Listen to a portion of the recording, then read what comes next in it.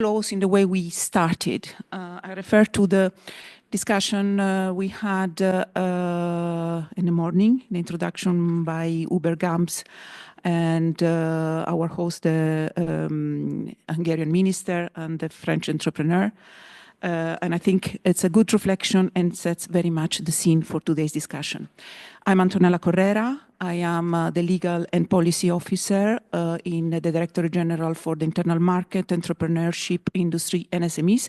I am the team leader for the revision of the current late payment directive. And since 2015, I've been in charge with the implementation of the current late payment directive. I want to get back to what Mr. Uber Gams, our Deputy Director General, said at the beginning of the session. He said, we have to foster prompt payments because it is important to push liquidity to SMEs to create an ideal framework for entrepreneurs and innovators to prosper.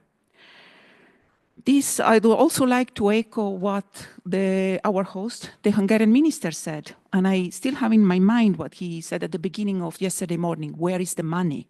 Where is the money? Letta and Draghi report made very important considerations on how to turn around our economy and foster competitiveness. But where is the money? And this is directly relevant to the problem of prompt payment. Because let me tell you something, at any given point, companies are owed 10 billion euros in outstanding payments. So here, some money can come from there, don't you think?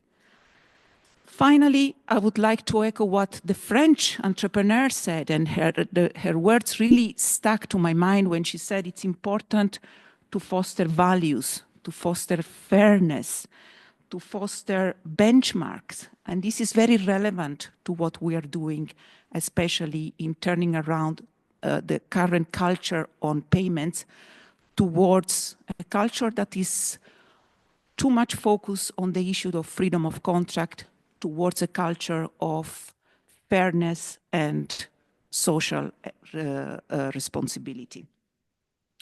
In the annual report, we will see how is the situation of payments in Europe. This is not a very stellar picture. And it's a way to set the scene how and what is needed to do the turnaround that was very much pleaded by our host, the Hungarian minister, in order to change this current unfavorable tide of the payment culture and transform it into the key for addressing the problem that we have, this liquidity problem that we have, and create, therefore, a sustainable and create a landscape that is conducive to the growth and resilience of SMEs. I take the opportunity to thank all the team that work on the observatory for the production of this report, in particular the members of the stakeholder forum. Some of them are here today. I would like also to thank the people that are following us online, from our invisible friends that are following us via internet. I want to thank you for your presence today. You're here today despite the fact that there were other interesting sessions, so this really means a lot to us. And I want to thank also AISMEA. By the way, they are paying for all this, so it's important. And I have the pleasure to pass the floor to Dr. Cinzia Alcidi. Cinzia is the Senior Research Fellow at the Center of European Policy Studies, CEPS, and she's also head of the Economic Policy Unit and Jobs and Skills Unit. And she's the Director of Research. Cinzia, prego. Good morning, everyone. And many thanks, Antonella, for the very kind introduction. Indeed, CEPS lead the consortium which supports the DG GROW and AISMEA in the implementation of the Late Payment Observatory. Maybe just to recall that the observatory was created just 1 year ago, at the beginning of 2023. I think we made great progress on it.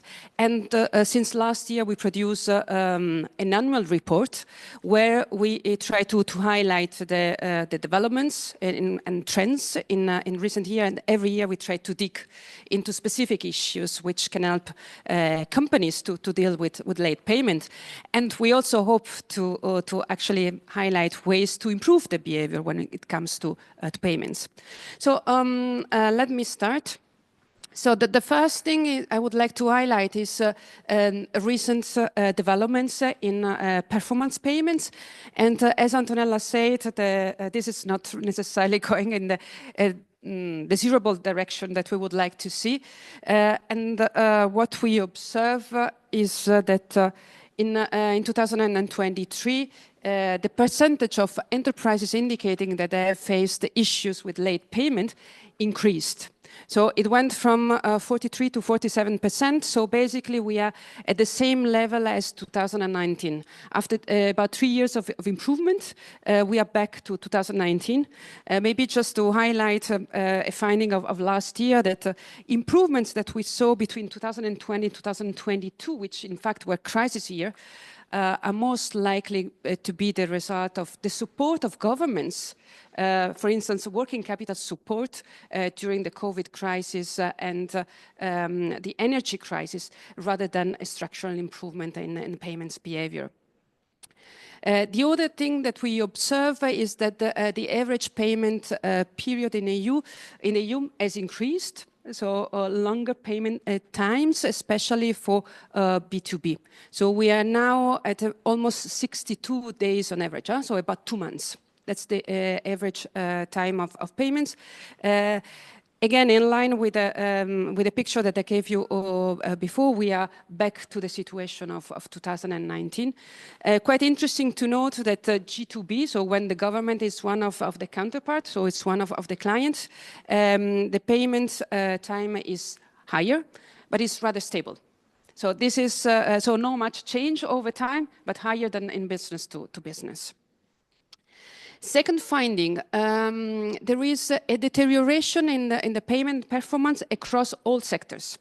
You can see that the darker bar, which is higher than the lighter bar, that across all sectors there's been a deterioration. However, I want to highlight that there is a huge heterogeneity at sectoral level across countries. And maybe just to give you an example, the retail sector, the last bar, which seems to be the best performer across sector, in fact, it hides the worst and the best in terms of payment behavior. So the average is really hiding a lot of variation across countries and across companies. Then there are some sectors which are structurally more complicated, in particular the construction sector and the transport sector, and we'll speak about those sectors later in the panel.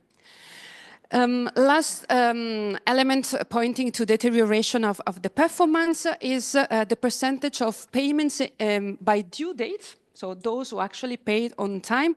And you can see 4 bars which are related to the size of the company. So what you find most on the left-hand side, micro companies, then when you go into the blue, you have the large companies. And what you can see is that systematically, the large companies have the smallest bar. So large companies tend to pay later than small businesses.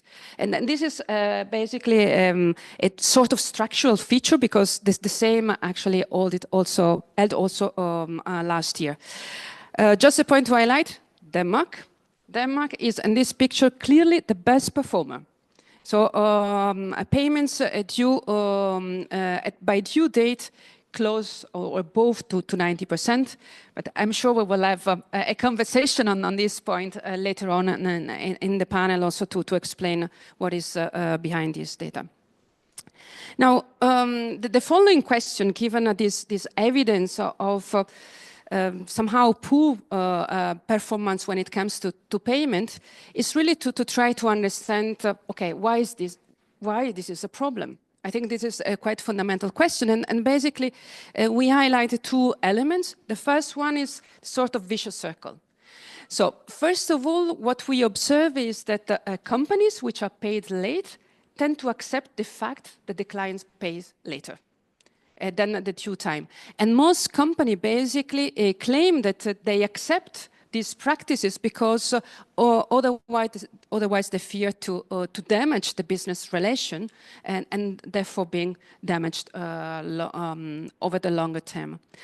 But in practice, what accepting late payments implies is that companies which are exposed to late payments, they tend to pay late. So this is a sort of a vicious circle that may just amplify the problem. The second question, and this goes back to the point that Antonella made about the investment gap and competitiveness, these two buzzwords in the policy debate, is that companies which are exposed to late payments, they often have problems or they indicate that this poses a challenge to expand their product or services offering. So it's basically tend to be an obstacle to investment, but also to improve sustainability, performance, and to invest in digital strategies. This is a particular concern for SMEs where digitalization can be actually a booster of performance all across the operations, not only for payments. And then I would like to draw your attention to two specific aspects. So this year we decided to dive into two questions. The first one is whether there is any link between cross-border transactions and late payments. This comes from the fact that there is a lot of emphasis on the functioning of the single market. And of course, a functioning single market implies that cross-border transaction or domestic transaction shouldn't have any difference. So it should be the same. So we wanted to check whether this is the case, and in practice we through the SAFE survey. This is a survey which is conducted by the ECB and the European Commission on companies about their behavior. Among the elements that are investigated, there is the turnover, the share of the turnover which is represented by exports, and the share of companies which are facing late payments. And basically what we saw, and I would like to draw your attention, I do not have the pointer unfortunately, I would like to draw the attention on the upper part of the figure, what is identified by the circle. And basically we found that the companies that are more exposed so the share of companies which are more exposed to late payments issues are those which have a relatively small share of exports, so less than 50%. So if you are a bit in the middle, if you are an exporter but not a dominant exporter, you tend to face more issues with late payments. So this was a bit puzzling because we couldn't understand the logic. So we actually started to speak to companies which export, but also to other economic actors which support exporting companies. And in particular, those provide insurance against credit risks and factoring. And basically, the message that we got is that companies which are a bit in the middle, so those who export parts of their production tend to resort to insurance services. So basically, in order to avoid to face issues which are related to late payment in different countries, where maybe they do not necessarily know the payment practices or they do not know very well the institutional framework, they are willing to pay a cost, either for factoring, so selling the credit, or buying insurance in order to minimize their risks. So in this sense, consider it, in order to put domestic and cross-border transaction on the same level, companies have to face a cost. That's basically the bottom line message. The other aspect that we looked into it is access to finance, and this is particularly important. So whether companies which face issues with late payments, they also face issues in accessing credit. And this is, here we really find a very straightforward relations. quite strong relations.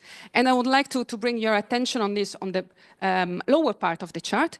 So this is an increasing difficulty in accessing financial services like bank credit.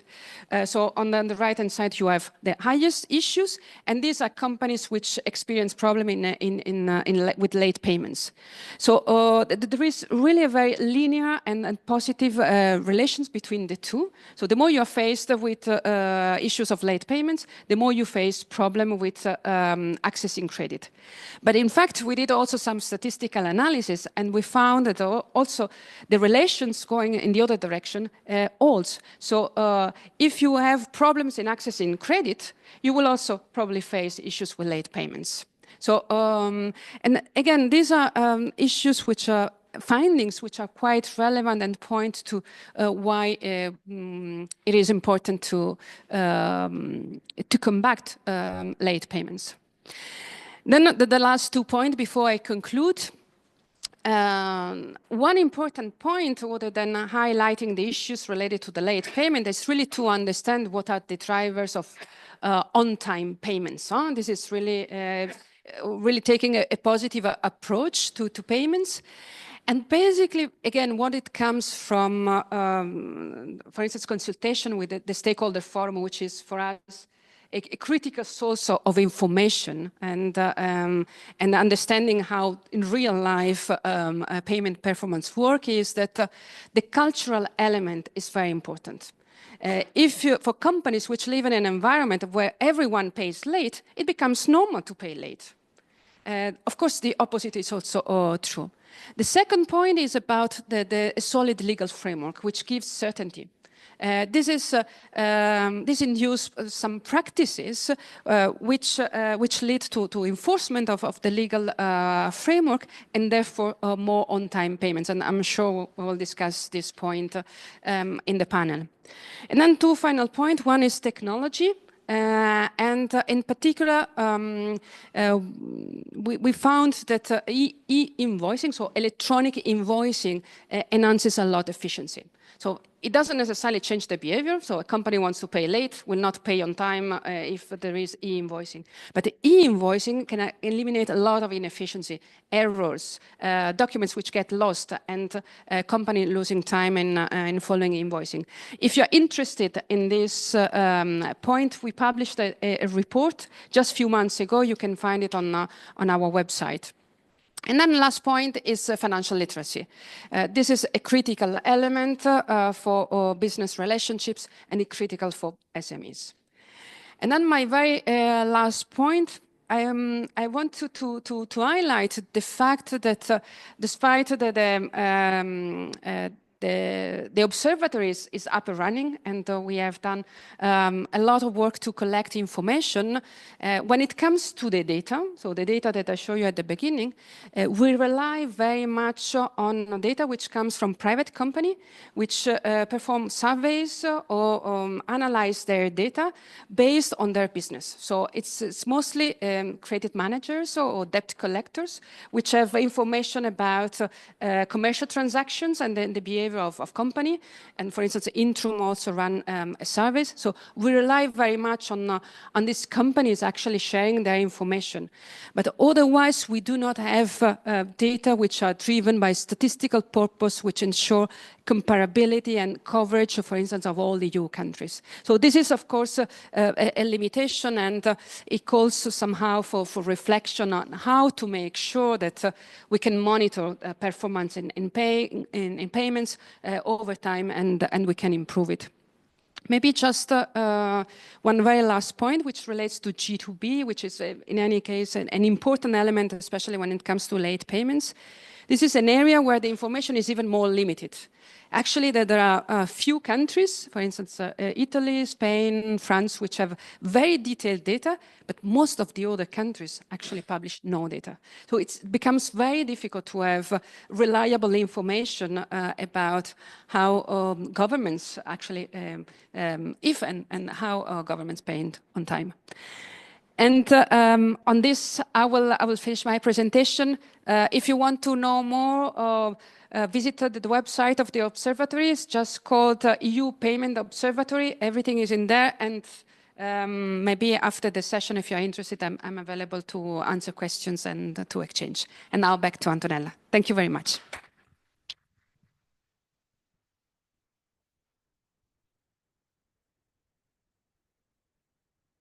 Thank you very much, Cinzia. It was a very, very inspiring and interesting presentation, also for the angles covered very much. We will now continue with a discussion to focus a little bit on some aspects that emerge. I'm very happy to have with us today Jesper Beinov, please come, Desiree Paseiro, and Michael Badowski, and we will have a discussion with them. Desiree in the middle, yeah.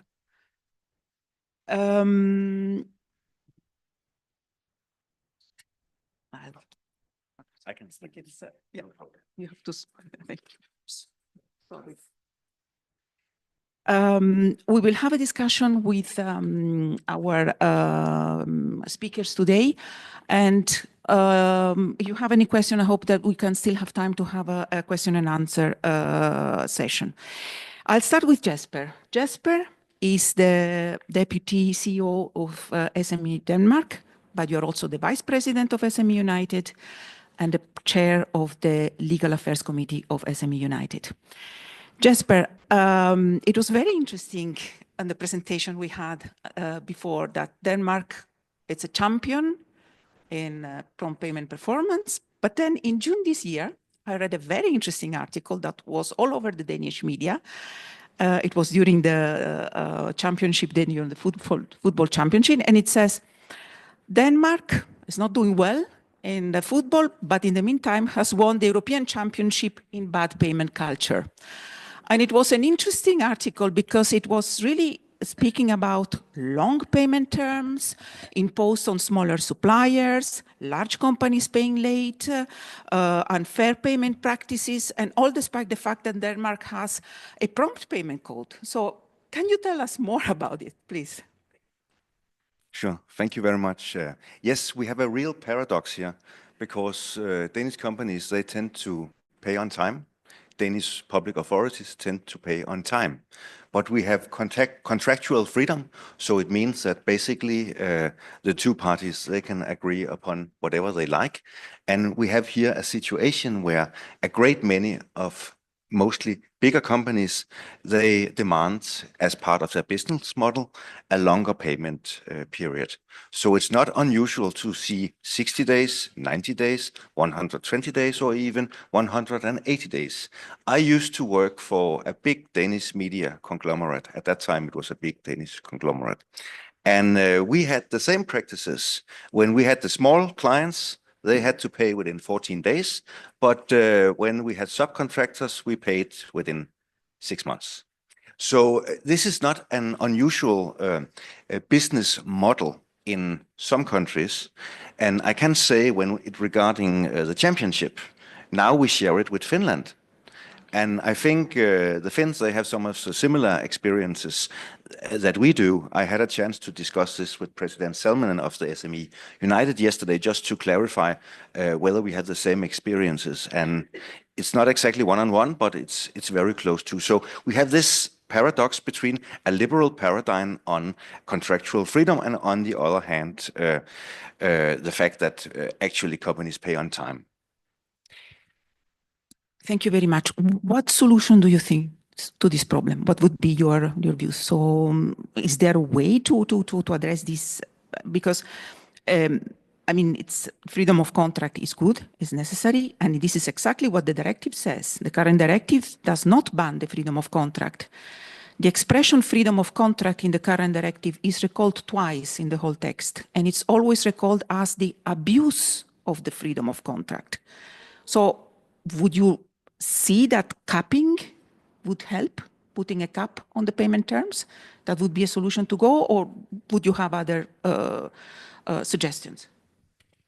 Well, maybe I should start with von der Leyen's SME relief package that came some years ago. There were a very interesting survey on small European businesses on what they feared the most.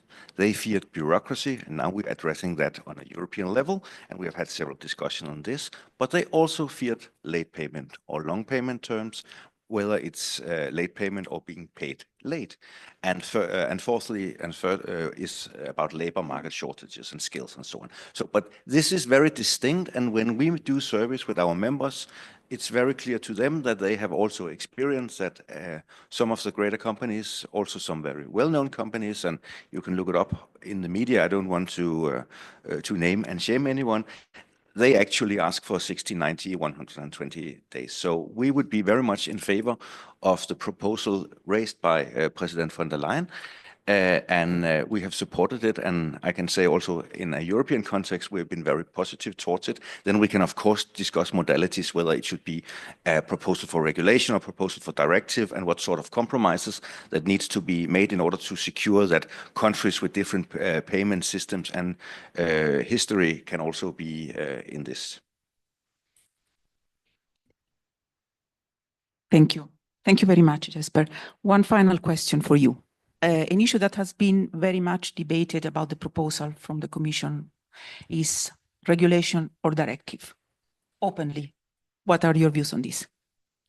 I think in the ideal world, it would be good to secure single market competition and cross-border trade, that we had a regulation. However, there are, and I have really learned something from my experience with colleagues in SME United and in the world of small businesses.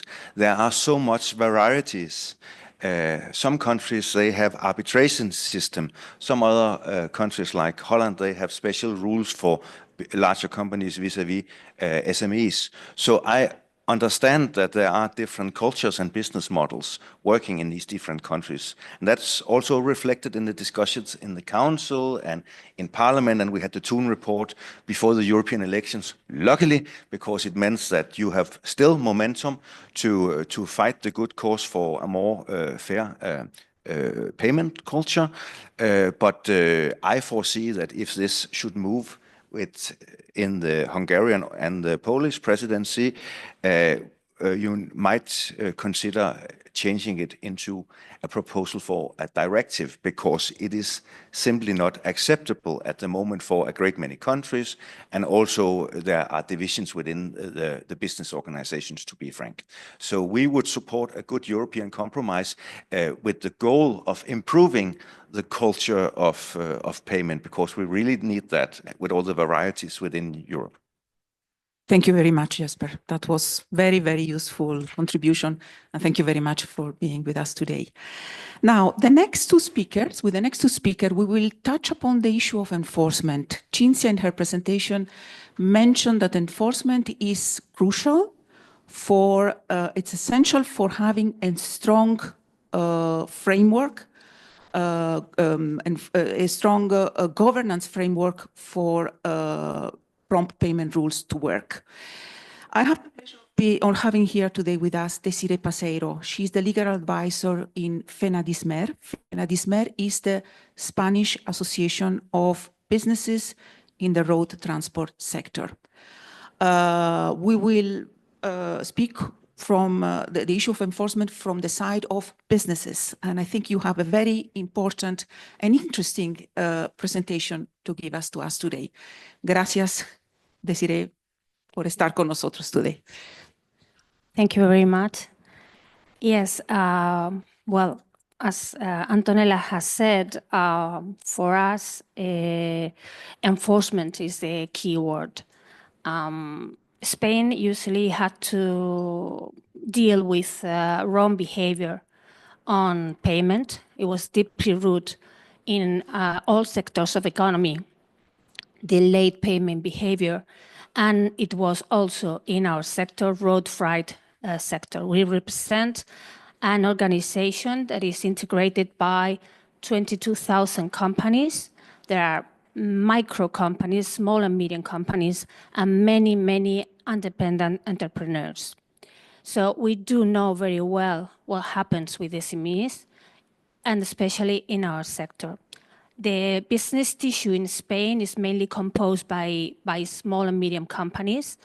And in the transport activity, frequently there is a very long change of contractions from the client up to the last one at the bottom, which is the small and medium company, the independent haulier. Antonella said before, where is the money? The money is there. The money is between the client and the last piece of the chain, which is a small haulier. So generally speaking, we had lots of problems concerning late payment in Spain. And all sectors of activity were all time pushing on the need of having a way to enforce and to sanction those companies that usually had payments in a very, very long term.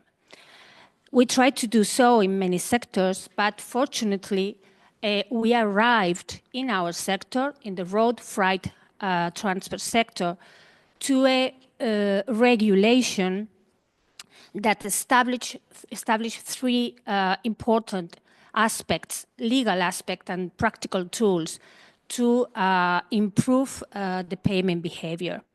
In October 2021, after a good struggle of our sector, but I have to say, without a great opposition from the administration, they were quite open. It was not difficult really to have them convinced to implement this enforcement regulation. We arrived to, I say, a law in which it was established a sanctioning regime. I don't know how this works, sorry. It's just like, yeah, that's it. We arrived to a sanctioning regime. Besides that sanctioning regime, in which all those companies that were not paying on time could be sanctioned and fined, there were also practical tools that helped companies to fight against late payment. And those were an anonymous complaint mailbox that was in the site of the Ministry of Transport, in which all those companies that were not paid on time could just write some information saying this client or this client is paying me in 120 days, let's say, in order to activate the inspection of the control inspectors of the Ministry of Transport that would take care to ask information to that company in order to see if they were fulfilled or not the payment terms. So with the sanctioning regime, the anonymous complaint mailbox, we also had another important tool, if you want to say, was a publication by means of the Ministry of Transport, so an official list of non-fulfillment companies, companies that systematically were sanctioned for non-compliance with payment terms.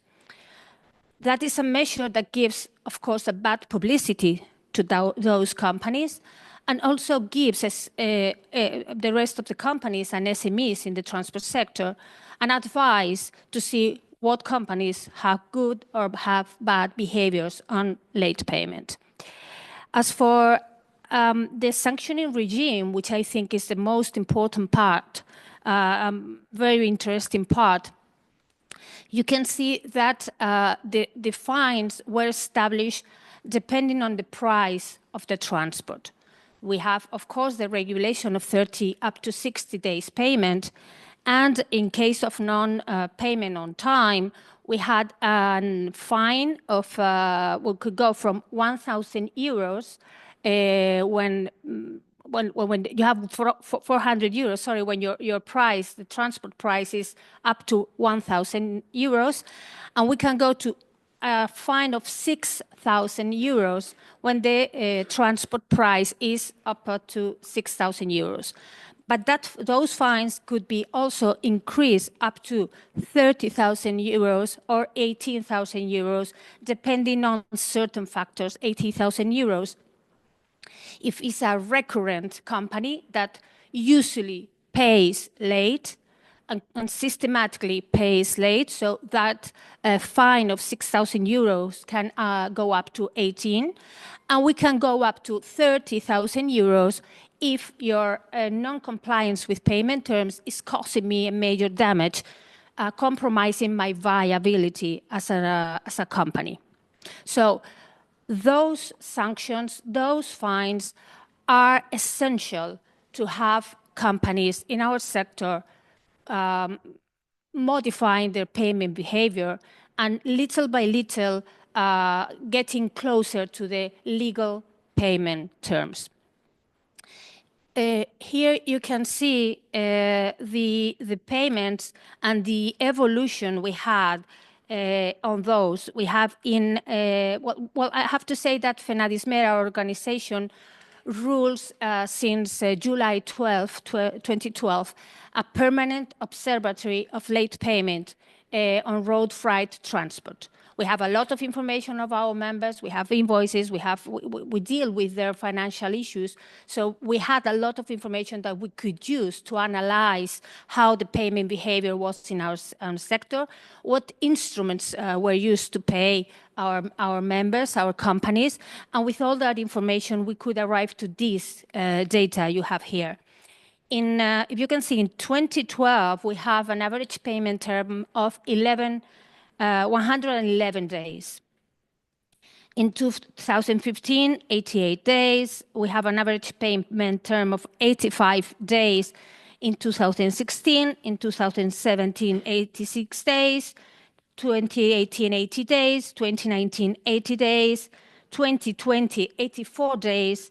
And we arrived to 2021. In 2021, there were an average payment term of 83 days. And in October 2021, this regulation I have talked about, sanctioning regime, mailbox, complaining mailbox, and publication of non-compliant companies started. So in 2022, we went down in the average payment term to 74 days.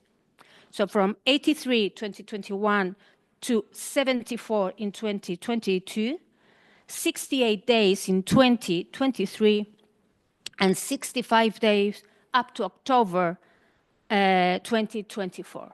So we can see that the payment terms have been reduced in more than 20 days. So it is a clear proof that enforcement for us has been the only way to make companies to modify their payment behavior and to compromise. We cannot forget that our companies pay their supplies monthly. They pay diesel, they pay their employees in case they have. When they go on the route, they pay the peage. That is monthly. So if I get paid my services in 120 days, in 110 days, of course I'm financing the other ones. And just to finish, I want to extend myself very much. You can see here also that it's not only that payment have decreased, but also that the importance of the infringement has been every time less significant. So the damage of those companies that still do not fulfill the payment terms is minor, is less important than it was before.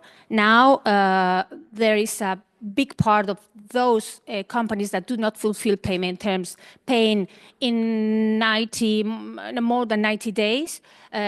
So we are almost in the term of 60 days, so 60 to 90 days, and the payments far from 90 days have decreased very, very much. You can see there we have payment terms going up to, for example, in December 2021, we have a 23% of the infringements that were payments above 120 days, whereas in October 2024, those infringements, severe infringements of payment terms above 120 days have decreased to an 8%, and the majority of the infringements are in the payment term between 60 and 90. So just to finish, once again, I insist that we believe that clear rules are absolutely necessary. It is necessary to harmonize payment systems and payment terms all over Europe. And unfortunately, most countries, at least in Spain, when you don't have an obligation, when you don't have, sorry to say, someone who is saying to you, you're going to be fined, you're going to be fined, you're going to be sanctioned, and you will have to pay, things go like that. So enforcement is absolutely necessary. We need to move the situation of the discussion of the late payment that is somehow stuck at the moment. We have to move it up. We have to obtain those payments of term with clear rules, and we have to obtain a system of enforcement in order to make those payment terms real and applicable. Yes.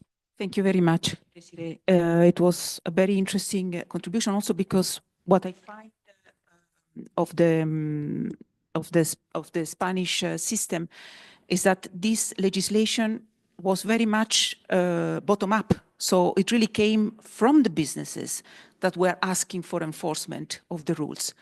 And the fact that it went straight on a hard law, and you didn't even go through the codes, voluntary codes. It's really, this example is particularly, exemplary for the discussion on the fight against late payments. And on this note, enforcement is necessary. I now give the floor to Michał Badowski. Michał Badowski is a legal advisor in the Polish Office for Competition and Consumer Protection, UOKiK. And it's in Poland. There is one of the few member states where there is a very well-structured system of enforcement against late payment practices. Michał, thank you very much for being here with us today. Can you please describe how UOKiK works? Because I think it's very interesting also how you are articulated. I find very interesting also the fact that in UOKiK you don't have bank sanctions as soon as there is an instance of late payment. You have a whole system of accompanying those that infringe the rules with warnings, with education, and then so being the sanction, the solution of last resort. So thank you very much, Michał. The floor is yours. Thank you, Antonella. Let me give you a little background on why we have assumed a rather strict approach to the combating late payment. Back then in 2013, when the late payment directive was first implemented in Poland, it was instantly perceived as a milestone on a path towards combating late payments and overcoming gridlocks. Had some key features like maximum payment terms, interest in commercial transactions, and a compensation for recovery costs.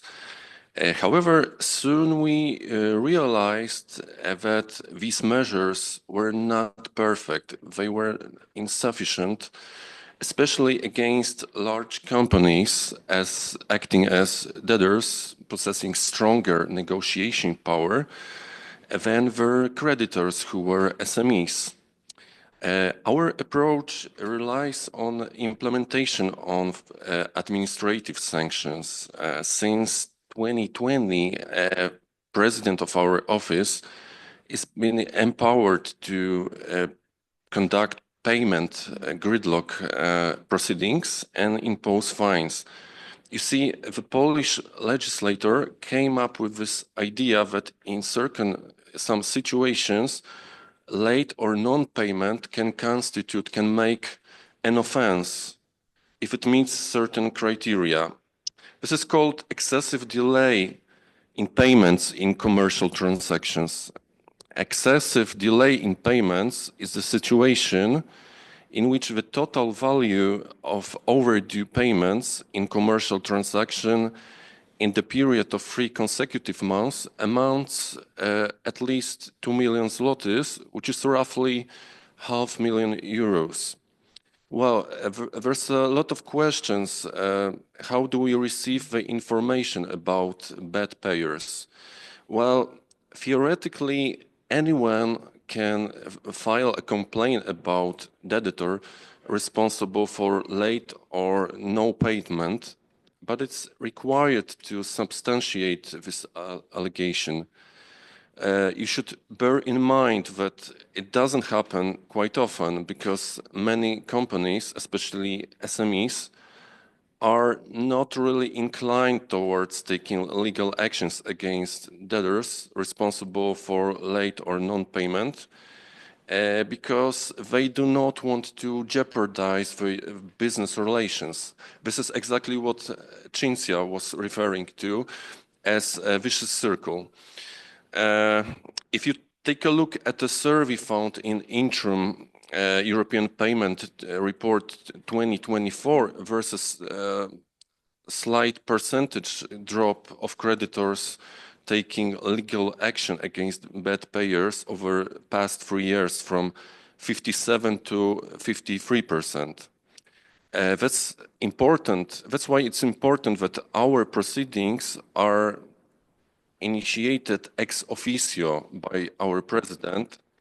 They don't need any complaint or action of creditor against debtor. In most cases, we take actions based on what we call probability analysis, which basically scopes the potential bad payers. During this selection process, we rely on data received from National Revenue Administration that includes tax reports that companies are obliged to send periodically without being summoned. We also relied on statements concerning overdue payments from the last year that companies are required to send every year. You see, Poland has a sort of system of monitoring bad payments. The undertakings are obliged to send those reports about overdue. It's in the law of 2018. Yes, exactly. If you ask about administrative sanction, there's really no limit of this sanction, this fine. It is based on formula in which a total administrative sanction is a sum of partial fines. Each of partial fine is determined by the length of delay multiplied by progressing percent. Let me give you an example. The first partial fine is the total value of overdue payments up to 30 days and multiplied by 1. Then the second partial fine is the total value of overdue payments from 31 to 60 days, but multiplied by 2. This maximum administrative sanction is then mitigated, can be mitigated. We take under consideration the seriousness of this offense, circumstances indicated by the party, or even an attempt to change, improve payment practices. As Antonella has indicated, it's not always necessary to impose a fine on a bad payer. Since last year, our office may contact the companies suspected of settling their invoices outside the agreed time frame and urge them to improve their payments practices without initiating the proceeding. Then this company is contacted by us, is free to respond, usually within 14 days, and may submit the statement of its standpoint within a specific time concerning the payment discipline. We've already addressed this soft call to over 100 companies. Most of them responded and ensured us they were going to improve their practices. Some of them even responded they weren't really aware of the gap between offered payment term and actual invoice settling.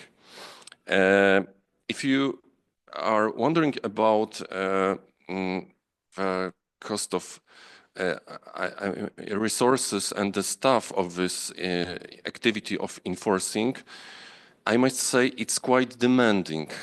We have to analyze hundreds of thousands of transactions and match them with payment records. Our task force consists of 70 employees that include IT specialists, analysts, case handlers, and lawyers. Well, currently we are working on updating our procedures so we could improve our productivity. Thank you very much, Michal. And did you find an improvement in payment performance overall since 2019, since the law entered into force in Poland? Well, it's not easy to answer because in the middle of this period we have war in Ukraine, we have some other issues concerning inflation, but I think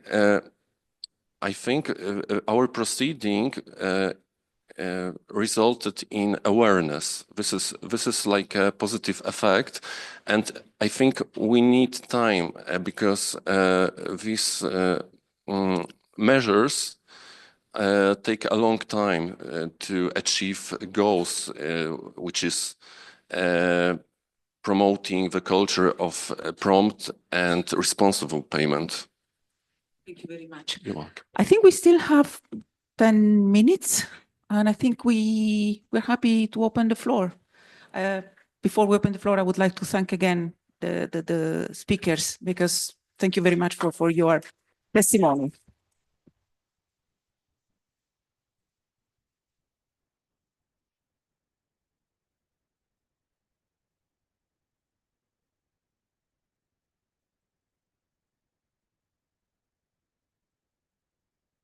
Hello, Ben Butters from Eurochambers, the European Association of Chambers of Commerce and Industry. Thank you very much for the presentations. I think our position on certain aspects of the Commission proposal is pretty well known, and that we oppose the notion of imposing fixed limits on B2B payments for various reasons. One of which is this issue of contractual freedom, which to me goes with fairness and responsibility. I don't think you should necessarily juxtapose those concepts. My question, in the interest of time, because we only got 10 minutes left, is you've been focusing very much on B2B payments during this session, and I think Desiree's presentation really demonstrates the power of sanctions, naming and shaming, fining people who don't comply with the terms of their contract, who pay after those terms, and we fully support that. But I was struck by one of the slides from the colleague from SEPS that public sector payment times haven't improved in pretty much any member state, and we've had the directive on late payments in place for over a decade now, if I remember correctly, which indeed very much focused on public payments. So I think that is critical to creating a culture of prompt payments, and public sector administrations clearly aren't complying with the rules that are already in place. So my question to the panel is, what more could be done? Should we be naming and shaming? Should we be imposing greater sanctions on public administrations that don't pay on time? They should be the ones setting an example. And if freight companies are introducing enforcement regulations that impose fines on companies within that sector, within their supply chain, let's follow that logic to the root of this problem and impose stricter sanctions. Let's name and shame administrations that are not paying. So what would the panel suggest that we do to ensure that public sector debtors pay their bills more promptly? Also, bearing in mind, by the way, that the public procurement rules put in place many strict requirements on any public authority before they even open a tender and sign a contract. So they shouldn't be doing that until the money is ring-fenced and available. So there's really no excuse. Thank you. Thank you very much. Before I give the floor to the panel, I just would like to answer as well. In the impact assessment that accompanies the proposal, there is one of the first graphics. It shows very clearly that since the implementation of the late payment directive, while the level of late payments of public authorities remain high, is the one that has gone down the most compared to businesses. Just for your information, the European Court of Justice issued just this year 2 judgments against 2 member states for the late payments against the public authorities. So the Commission is taking member states to the Court of Justice. Another one is pending, another judgment against another member state is pending. So, but more could be done if there is, as Cinzia was saying, unfortunately, public authorities do not collect systematically the information about their payment performance. Only a bunch of member states do so, and was only because they were forced to do so once the Commission opened infringement. So I think this is important message, and in the proposal that is now pending, there is an obligation for the public authorities to publish regularly information about their payment performance. So it is important that this proposal goes also, and it's adopted because it gives us a way to monitor better the implementation by the public authorities. And I'll leave the floor to the panel in case they want to answer. Sure thing, Ben.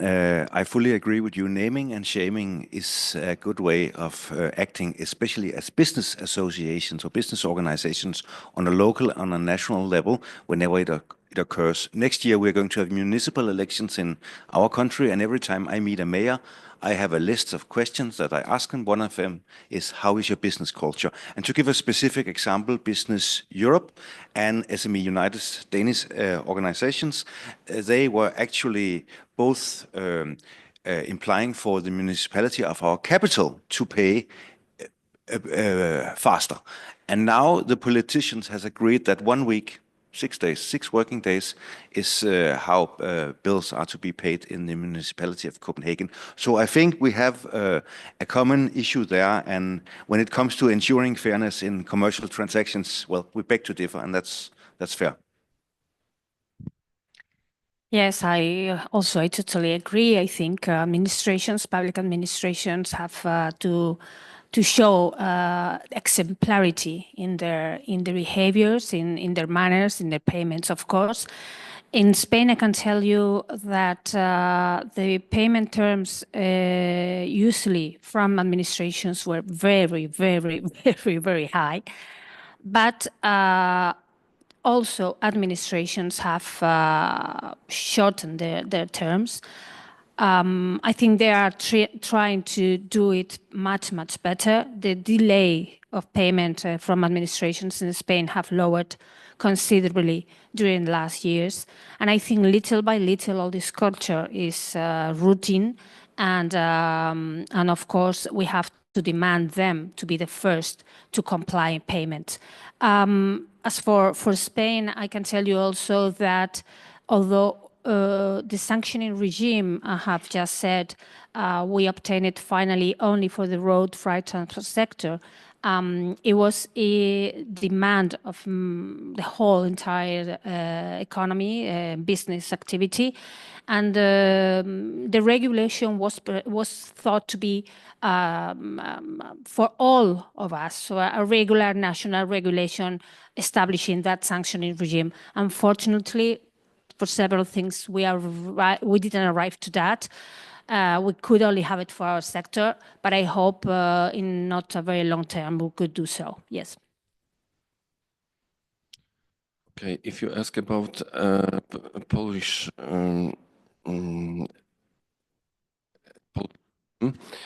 we also strongly believe in naming and shaming measure, and that's why we publish on our website the administrative decisions, including the imposing the fines, so anyone can look up to it. We are aware that they might affect the reputation, the goodwill of those bad payers, and raise awareness. They might warn potential business partners. I think there was another question. Hello, good morning.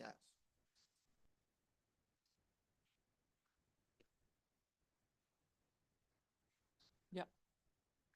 Christian Mandl, head of the European Policy Department, Austrian Federal Economic Chamber. I didn't see the figures about Austria, and I don't know the situation because I'm not an expert at late payment. But from the Austrian point of view, from the Austrian Chamber, we also, like Ben Butters already mentioned, we oppose strict rules about the time frame, because you have to bear in mind seasonal sectors, for example, in the fashion sector or in the toy sector, because companies are always ordering before in springtime or in summertime for the seasonal Christmas, for example. And then the partners agreed on a real long-term payment, because 70% in the toy sector, for example, is done in Christmas time. So the companies cannot pay beforehand until they have get the money from the consumers in Christmas. So that's the reason why I think there must be a sectoral approach, like you did in Spain, naming and shaming. And so I also would prefer to have economic freedom. Thank you very much. Yeah, if I may. That was not a question, though. Thank you. And maybe because my question is kind of related to your comment as well. So my name is Burçak İnal. I'm with the European Banking Federation. And we have also been working a little bit on this topic.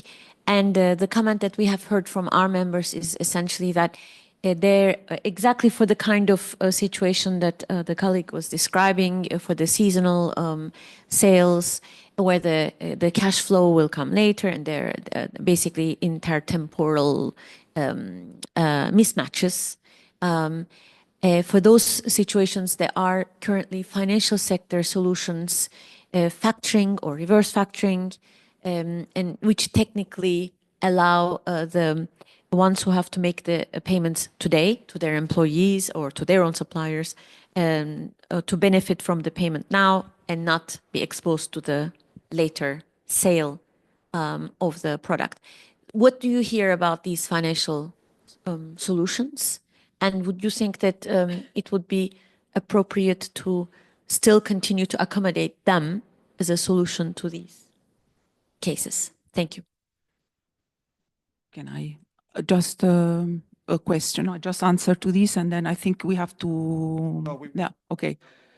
I just want to answer to this. There is a proposal that is currently basically the European Parliament made an presented its first reading to the proposal, and just to answer, it addressed the issue of seasonal goods, linking it to even giving 120 days for this kind of goods. So it has been taken care of by the Parliament, and we consider it's a good basis for negotiation. The problem is that it's stuck. Why it is stuck if addressed is already? The fact of freedom of contract, it's important, but again, the directive already limits this kind of freedom of contract. And it is not an authorization for an absolute term freedom of contract. It addresses the abuse of the freedom of contract. So it is necessary also that when freedom of contract is invoked, it's also necessary to show what is being done, that this freedom of contract is abused. So I think this is important as well. Again, the proposal from the Parliament in the first reading even admits and supports these financial solutions, because there is a specific unfair practice, which is the banning of assignments of credits. It's clearly written, so the proposal is there. Why it is being stuck? That's the thing. So we are in favor of these financial solutions as a Commission. So we very much believe in them. Yeah, thank you. Thank you very much. I will shout out from the So maybe you can use this one. Thank you very much. My name is Alena Mastantona. I'm from the Czech Chamber of Commerce, representing mainly SMEs. And we actually admire all people who want to become an entrepreneur. So we never shame, we never have any kind of a blacklist. So we prefer to incentivize them. I would like to ask you if you know any kind of a best practice from member states when the public authorities, the government incentivized actually the companies to pay on time, for instance, through fiscal measures. An example like paying VAT only from invoices that has been paid. So any kind of carrots rather than the sticks. And when we surveyed our companies in top 3 challenges they have for next year, it's a lack of people, lack of qualified people, and bureaucracy. Bureaucracy, it's a number 1. Bureaucracy, 13,000 acts coming from EU level in the last 5 years. It's a lot. But what's also for them the biggest administrative burden, it's changing the rule. So I think we really have to look on how to accompany already the legislation we have into practice, and that's the enforcement, but through incentives and soft measures.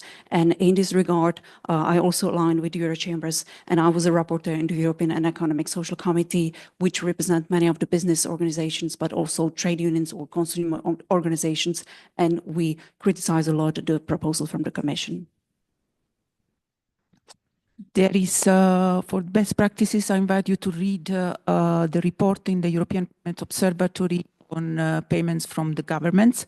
You will find it a lot. It's a report that has been published. So there are some examples of good practices there. So I invite you to read the report there.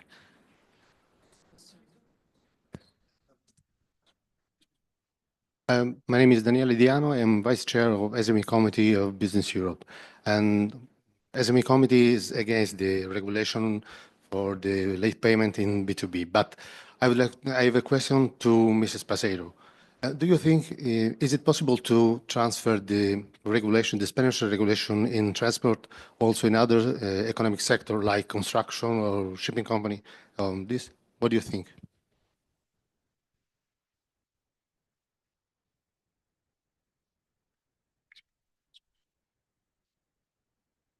Thank you. David Caro, European Small Business Alliance. I must disagree with Ben, and I think points that have been made reflect they represent to a degree. We represent the small and micro business sector, and I defer again to the comment on sectoral, and I think that's more important than a blanket. We will not have legal contractual terms. Small businesses, it's very difficult for us to complain and impose. And I think naming and shaming is fine, but for small businesses, you have very little choice of who you deal with. So you still have to deal with the named and shamed. So I think it's very important that there is some element of control on the size of contract. And if we have a sectoral approach, I think it's important that the sectoral approach also has very clear guidelines so they can't be abused. Because again, if you give a longer term because of the toy trade, for instance, there will always be people who will try and abuse those terms. And I think it's very important that there are those controls over that potential abuse. I think another aspect that we need to look at, and I think whether it's business to business or whether it's government to business, is supply chain and supply chain aspect of that, because what happens at the top of the supply chain rolls right down through the supply chain. And I think it's important that with local authorities, with government, when they give contracts, there's a huge supply chain that runs down to the small and micro businesses.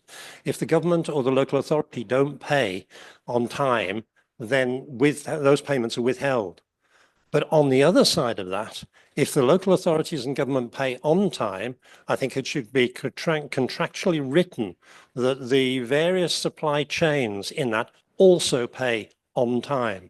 And a blacklist that can be created if they don't, of people who then government and local authority will not deal with because they're not following the terms, and then roll that to business, where you have the automotive or the pharmaceutical supply chains. And again, the head business If the companies below that are not paying their suppliers on time, it could disrupt that supply chain. So I think there's pressure there that if these large businesses impose on them that they pay their supply chain so that there is supply chain continuity and security, then I think that is an important pressure that can be applied to make sure the smaller micro businesses at the end of the chain get paid on time. Thank you. I will answer the first question. I think it is easy to implement in other sectors of activity, and it is very possible. We count in Spain in the transport sector with one thing that maybe made things easier. That was that we in the ministry we have an inspection service. Inspection service in order to control how much they drive, the drivers, the rest, how transport contracts are fulfilled, authorizations in order to do those transport, international transport, etc. So there is a control body inside the ministry. And I think in those places in which there are already inspection services, it is very easy to implement. It's just to give one more thing to control besides all those that are used to be controlled in that activity sector. On those other activity areas in which there is not implemented or does not exist an inspection body, it would be a question of establishing a national or an organism to control this type of question, the payment, and thinking small and medium companies have a weak position in the contracting change vis-a-vis their clients, and they are not going to claim against their client because I work mostly for you and it's going to be surely I lose my work. An anonymous complaint box in which you put and advise the administration, the control administration, bad practices are followed by this or this company, for sure may be implemented in a general basis. So I think it is perfectly possible, yes. Well, I just wanted to say thank you for all the good comments to the whole panel, but I took the floor just to say thank you to you, Antonella, and to the Commission, because you're doing such a great job on this. And Margrethe Vestager, in her final months as Commissioner, we hope she can have this agenda-setting power that the Commission normally have. Otherwise, I would say that we all count on the Commissioner-designate Stéphane Séjourné, where he, during the hearing, said something very important in Parliament. He said that we should think small first when we legislate in Europe, and that we should think small first, integrated in all parts of the process. So this gives me hope that the Commission will still pursue this question of more fair payment, and furthermore that we also discuss growth and competitiveness in these months. And as the excellent report showed, this is really something that is hampering investment and is hampering productivity. So if we get more fair payment, I'm sure that this can contribute to the growth and competitiveness of Europe. So thank you. Thank you. I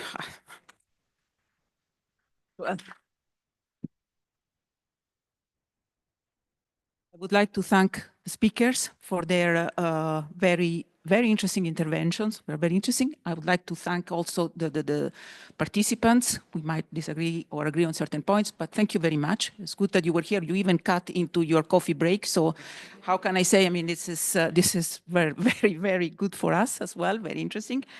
And before I leave, I would like to leave you with a quote from Lacordaire. It was a Dominican monk. It was quoted by Roja Thun when the first reading of the proposal was adopted. And it says, between the strong and the weak, between the rich and the poor, between the lord and the slave, it is the freedom that oppresses and the law that sets free. So thank you very much.